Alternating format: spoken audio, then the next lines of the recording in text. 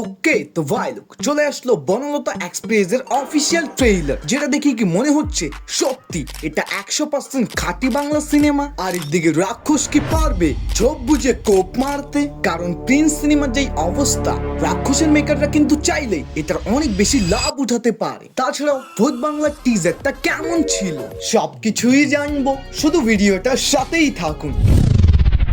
প্রথমেই কথা বলি ভূত বাংলা মুভিটা নিয়ে। ভাই প্রিয়দর্শন এন্ড অক্ষয় কুমার আবারও একসাথে একই সিনেমায়, মানে ভাবতে পারতেছো কি ধামাকাটাই না দেখতে চলেছি। কারণ এই দুইজনই কিন্তু এর আগে দে দানাদান, খাট্টা মিঠা এন্ড ভুলভুলাইয়ার মতো কাল্ট ক্লাসিক মুভি দিয়েছিল, যেই সিনেমাগুলোকে যদি আপনি বর্তমানে ইউটিউবে গিয়ে ওয়াচ করেন ভাই আপনার মনেই হবে না যে এগুলো এত পুরনো সিনেমা। বাট যদি কথা বলি এই টিজারটা কেমন ছিল, ভাই যারা অক্ষয় কুমারের পুরনো কমেডি সিনেমার ফ্যান তাদের এই টিজারটার কিছু কমেডি ডায়লগ শুনে মন ছুঁয়ে নিবে। তার উপরে আবার অক্ষয় কুমারের উল্টাপুল্টা অভিনয়, যেগুলো ভাই আপনাকে অবশ্যই মজা দিবে, ওইটা আলাদা হিসাব। তারপরও এই টিজারের বেশ কিছু কমেডি লাইন আমার কাছে ওয়ার্ক করেনি, যেগুলো নিয়ে আই থিঙ্ক মুভিতে যদি কোনো পারফেক্ট কানেকশন তৈরি করে তাহলে অবশ্যই দেখতে মজা আসবে।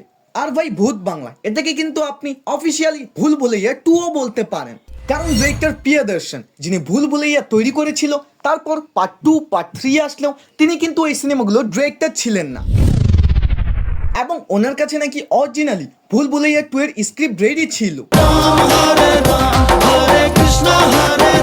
তবে তখনকার সময় তিনি ওটা তৈরি করেনি, এবং বর্তমান যে ভূত বাংলা যেটা 10ই এপ্রিলে আসতে চলেছে, ওই সিনেমার স্ক্রিপ্টে নাকি অরিজিনাল ভুলভুলাইয়া 2 এর, যেটা তিনি তখন তৈরি করতে চেয়েছিল। মানে ভাই বুঝতে পারতেছো এই সিনেমায় কি কি থাকতে চলেছে।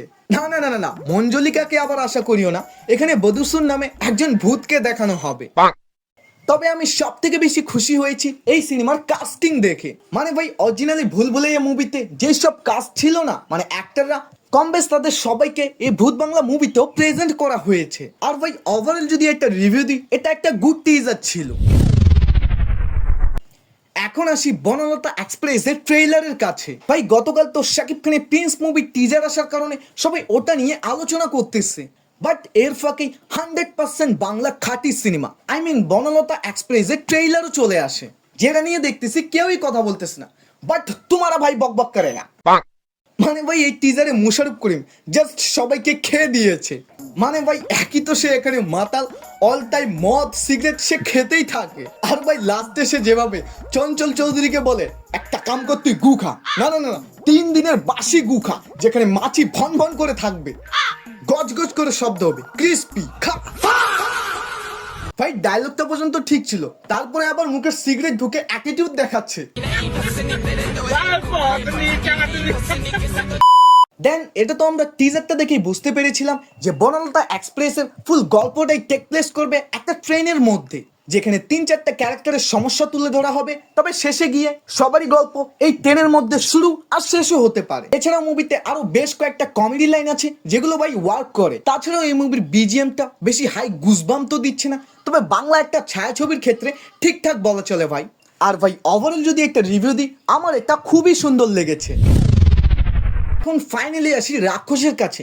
ব্রো লিটারালি রাক্ষসের মেকাররা কি বোকা নাকি রে ভাই, এটাই তো চান্স। প্রিন্সের টিজার যেহেতু একটু অ্যাভারেজ বের হয়েছে, তাই সবাই কিন্তু রাক্ষসের জন্য অপেক্ষায় আছে যে ডিরেক্টর মেহেদী হাসান হৃদয় অ্যান্ড সিয়াম মিলে নতুন কি আমাদের দেখাতে চলেছে। না মানে এরকম একটা চান্স কে মিস করবে ভাই, চোখ বুঝে কোপ মেরে দাও। না মানে ডিরেক্টর মেহেদী হাসান হৃদয় যদি বরবাদের মতো, মানে বরবাদ বাদে দিন, বরবাদের অর্ধেকেরও মতো যদি একটা ঠিকঠাক টিজার নিয়ে আসে, ভাই কাঁপিয়ে দিবে। কিন্তু হ্যাঁ, প্রিন্সের মতো ভিএফএক্স অ্যান্ড সিজিআইতে যদি ভাই কমতি হয়, সবাই কিন্তু এআই বলে চিল্লাবে। তবে হ্যাঁ লাস্টে বলি, আমার যতদূর মনে হয় প্রিন্স মুভিটা নিয়ে যেহেতু ভাই ভিএফএক্স অ্যান্ড সিজিআই নিয়ে দর্শকদের এত বেশি মাথা ব্যথা, তাই আমি তো ভাই প্রিন্সের মেকারদের রিকোয়েস্ট করতেছি যে ভাই এগুলো ফিক্স কর, কারণ মেগাস্টারের দমে তোমাদের মুভি ঠিকই চলবে, তবে দর্শকরা উল্টা পিছন মেরে দিবে। যাই হোক আর বেশি বকবক করতে চাই না, সাবস্ক্রাইব।